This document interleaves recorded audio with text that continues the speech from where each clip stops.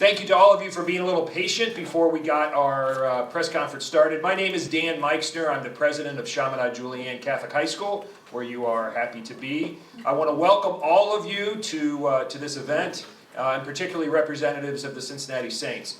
Like you, we were very excited when we heard that the Saints were coming to Dayton.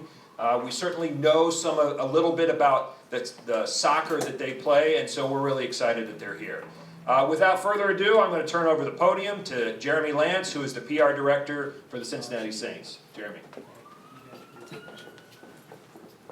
Well, again, we just want to thank everyone for coming out on behalf of the Cincinnati Saints. We put a lot into this, and we're really excited about it. Obviously, we spent a lot of effort just trying to keep all of this under wraps and a secret. I want to, though, introduce someone. When we first started reaching out and going, will Dayton work for us? And we started reaching out to businesses, and one of the first people we reached out to was the mayor, Nan Whaley. And she instantly was on board for what we had to do. So, without further ado, the mayor of Dayton, Nan Whaley.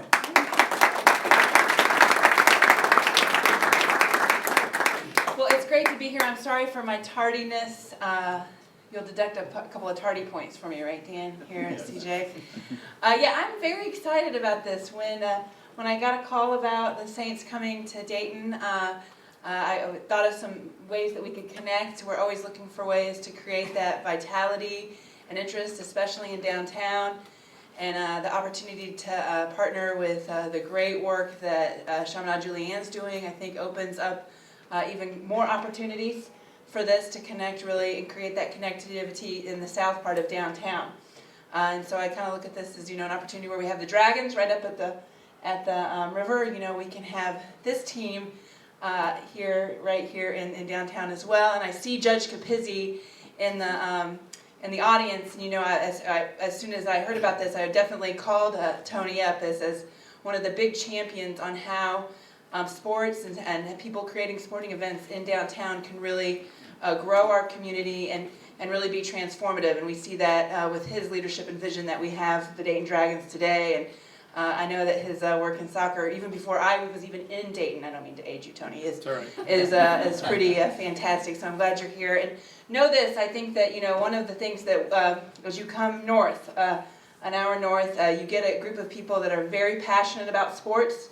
We love to support our local teams. We love to cheer them on, and we love to watch them win. So we're excited for this opportunity, and we're just excited to welcome you here to Dayton. Thanks.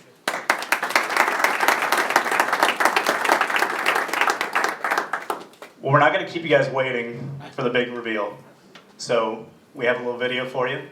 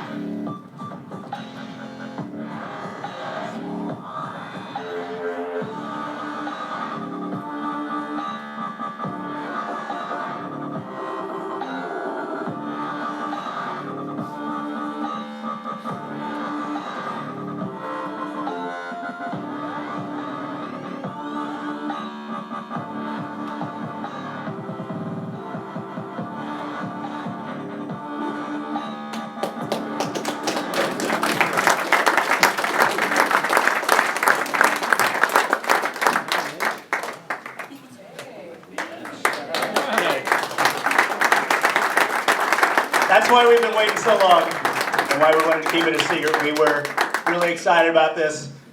And I want to bring up to the stage the man who started this all and who is making this all happen, CEO of the Dayton Dynamo, David Satterwhite.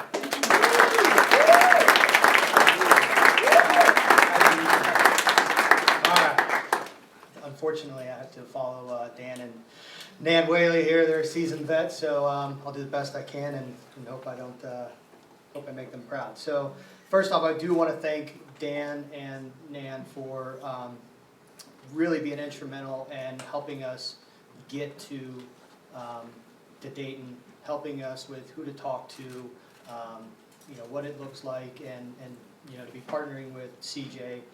We are going to be playing here in 2017 when Roger Glass gets built, so we're very excited about that. It's a field that has no track around it, 120 by 75 yards wide, so you can really hold great matches there and not worry about field size and so forth, okay? So with that being said, what I kind of wanted to do is explain how we came up with the logo, why we took the name, so forth. So to start off with the Dynamo name, as we started talking to people and figuring out what we were going to call ourselves when we would rebrand the Cincinnati Saints, we didn't want to call it Dayton Saints. That doesn't resonate with Dayton. When we started talking to the young professionals, the city leaders, the soccer community, one name came up every single time, and it was the Dynamo. And I will be the first to say I am not coming in here and ruining anybody's tradition, because I am a big fan of tradition. We built a tradition down in Cincinnati, and now we're looking to build upon the tradition that has been built. Even though Dayton Dynamo haven't played in 20 years, it's the same name that comes up in everybody's mind. So, one, it is a little nerve-wracking that we've got to, live up to the standards of an iconic team, basically. A team name that resonates with people even 20 years after playing a single game is just mind-boggling to me. So, it's an honor for us to assume the name, and we're going to hope that we make you guys proud with it. So a couple things come with when you decide to take an iconic name like that and rebrand it, and to make it basically pay homage to all the players, staff, and fans that have come 27 years before us when the original Dayton Dynamo first launched, and then at the same time still trying to rebrand it and basically bridge it into the modern soccer culture and community and so forth. So with that being said, we came up with this logo. So I just want to kind of basically run down of how we designed it, how we came up with it, and so forth. So the blue, you see it's mostly a blue and gray, kind of hard to see with the lights, but we did that based on paying tribute to the city of Dayton's flag, okay? We added the 18 and the 16 in there as well. That added the 88, or excuse me, not 18, 88 is the original date that the Dayton Dynamo started, and 16 is the year that it comes back. You can't really see the black rings. We added black rings around the two of them to pay homage to our tradition of being the Cincinnati Saints, and our colors were navy and black, and we did have gray, so it worked in nicely there. The really cool thing about this, and I will be the first to admit it was not my design or idea, our good friend back here, DJ Schweitzer, he designed it and came up with the concept. So the propeller is the two, let's see, hold on, let me make sure I say this right. Sorry, DJ. Two-arm propeller blade, that's what I was looking for. Represents the historical ties to flight, as well as it's used on the famous Wright Flyer, okay? It does create, the propeller creates two separate swooshes, one that is gray, which represents the past, and the blue represents the future. So the point of having the propeller tilted is to show that you are always rewriting the past and so forth. So, and then finally, if you can see, the propeller and the swooshes make a double D to represent for the Dayton Dynamo.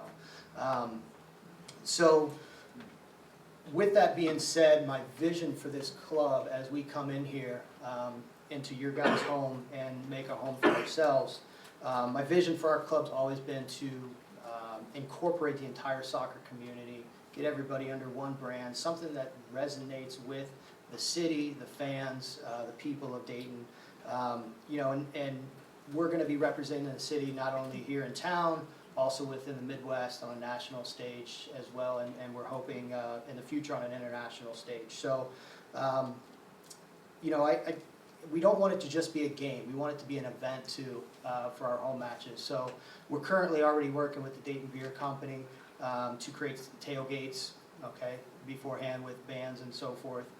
So we're really excited about that. Secondly, we are working with the Buckeye Road Trips to have shuttles to and from the game to the you know, to the University of Dayton, to Wright State, to downtown, the breweries, and to Oregon District and so forth. We want it to be an event. We want to be able to get people to and from and make it fun for them to be downtown and so forth. So I just want to leave you with this at the very end. You know, this is your club. I may be the owner, I may write the checks, but this is, we create the platform, you, the fans, make it what it is, okay? It's whatever you want to make it, all right? We create the platform, we make it fun. For you, the fans, you make this team into what it is. Just like our Seven Hills Crusaders, who Tom is sitting right here. Hi, Tom. He's head of our supporter group down in Cincinnati, and they made it theirs. You know, they had the smoke bombs, the drums, the flares. It was a lot of fun. But that's the type of thing that they wanted to make it theirs, and that's what we're doing. We're creating the platform. You, the fans, the people of Dayton, you guys create the atmosphere and the environment. So with that, I would like to thank all of you guys for coming, and thank you for welcoming us into your home.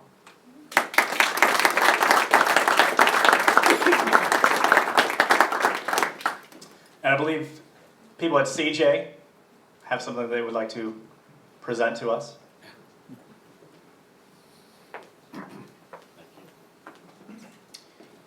When we announced Roger Glass Stadium, home of the Chaminade Julienne Eagles, we believed that we would create a place of welcoming for our students and for our community, but also for the larger Dayton community. And so the expansion of this, we never really foresaw professional soccer at Roger Glass Stadium, but it fits so well. We're so excited, and so we are rolling out the very first banner that can be displayed in 2017 at Roger Glass Stadium. So, David, thank you.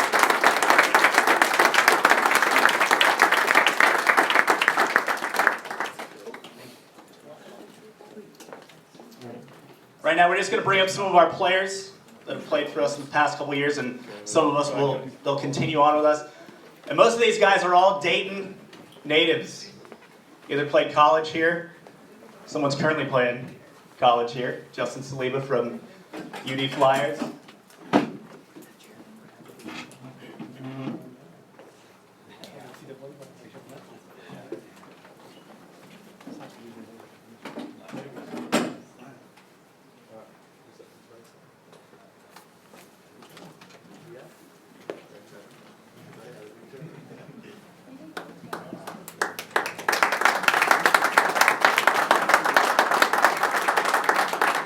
That concludes our presentation. Media, if you want to get one-on-one interviews, we're here for you. Thank you for coming out, guys. We cannot wait for this summer.